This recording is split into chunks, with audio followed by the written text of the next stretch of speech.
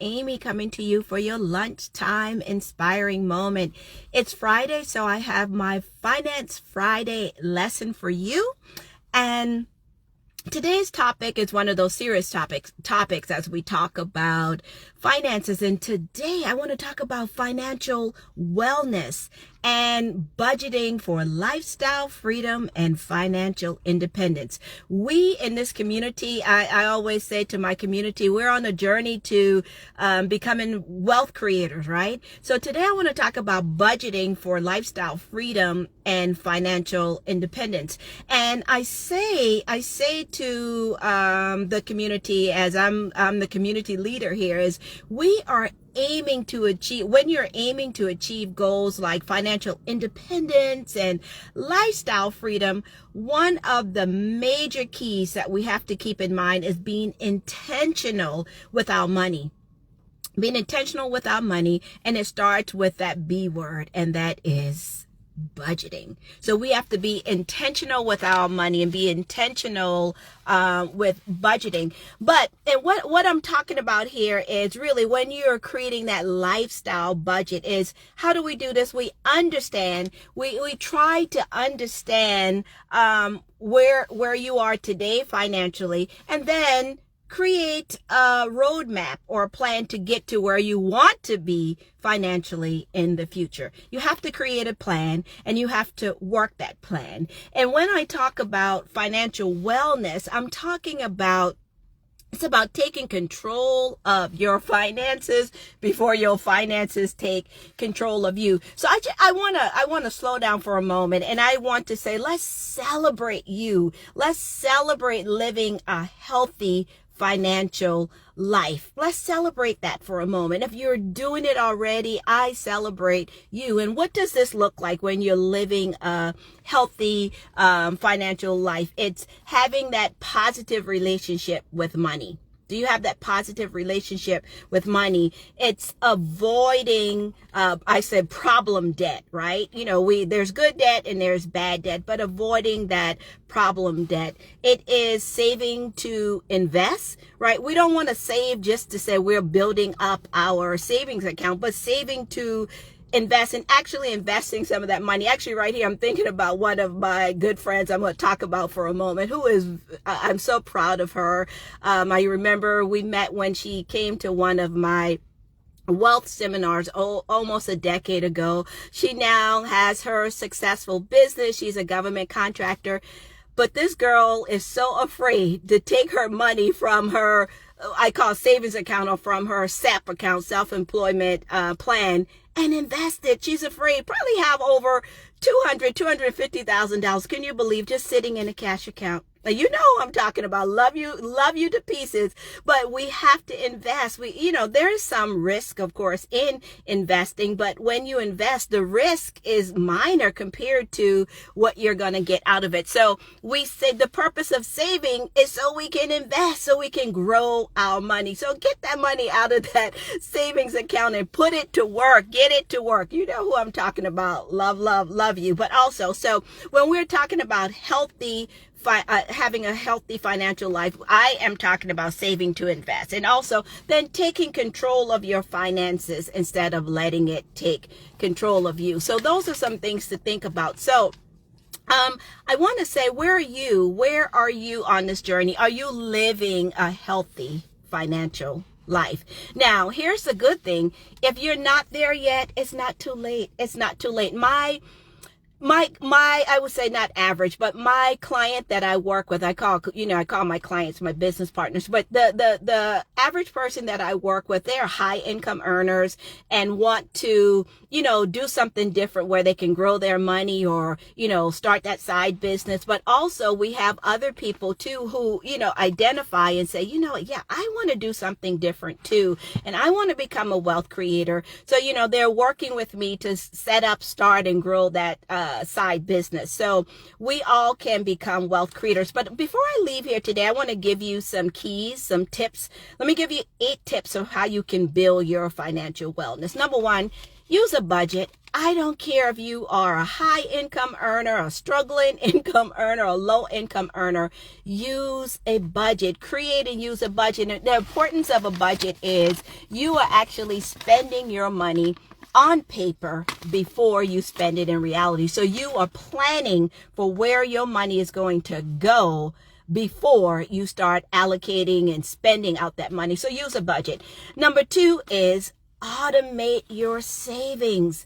Automate your savings. If you automate that money, meaning it's coming out of your account when it goes in, automate it where it automatically goes into a savings account, automatically goes into an investment fund. And when you're saving, what are you saving for? Number 1 is to have that emergency fund, right? But 2, to invest so your money can grow. So 2 is automate your savings. 3 is plan for major purchases. Don't just be out there spending your money. Plan for it so you know you can have enough and have more than enough.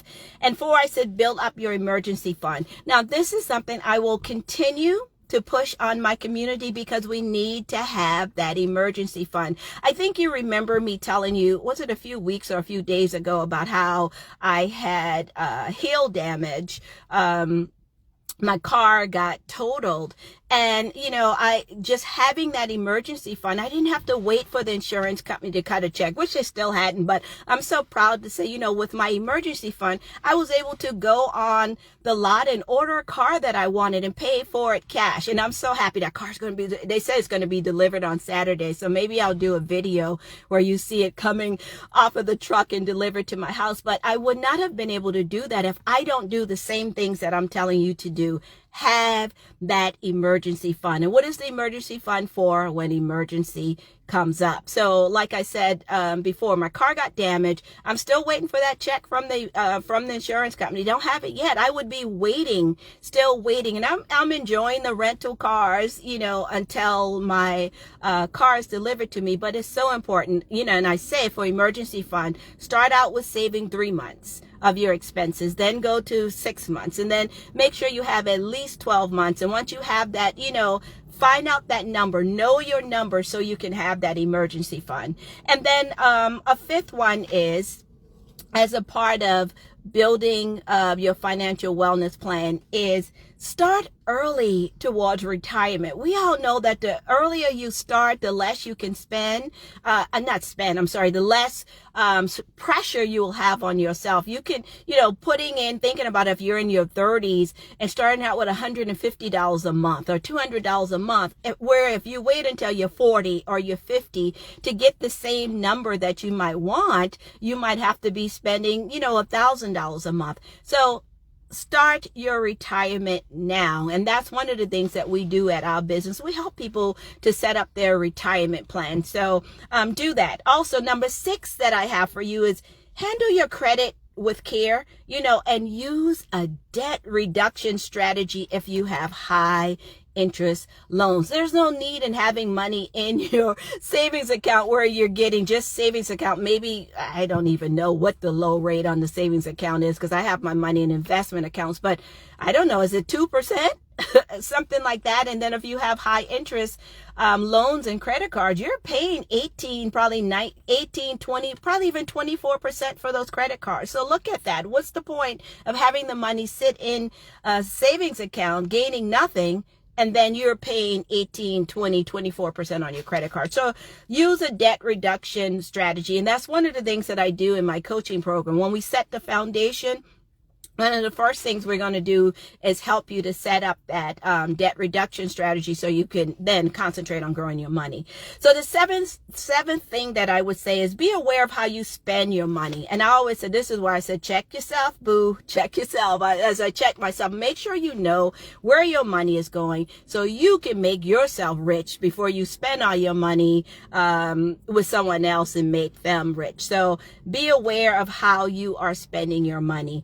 And then 8, I would say, again, Protect your family with living benefits life insurance. Make sure you have that new type of life insurance that you can pull off if you get sick and not just if you die. So those are 8 keys, 8 tips to build your financial wellness. Use a budget, automate your savings, plan for major purchases, build up your emergency fund, save early for retirement, handle your credit with care, and use a debt reduction strategy.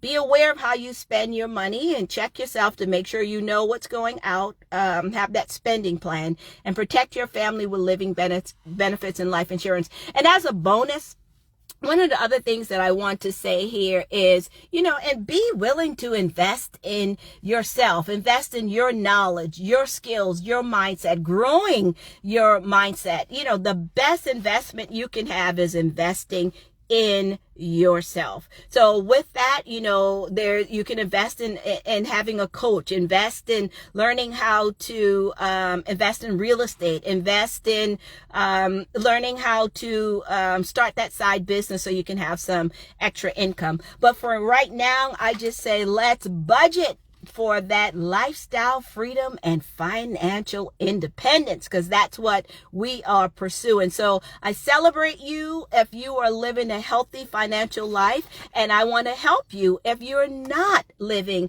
a healthy financial life, right? So I'm Dr. Amy, and I am here to help you to reset your mindset, develop your skill set, and get on board to live out all of those dreams that's inside your heart. So I say to you, let's go, let's get it, let's do something different, and be about our business. I'm Dr. Amy, and I can't wait to see you right back here the next time. Love, and have a wonderful weekend. Bye-bye.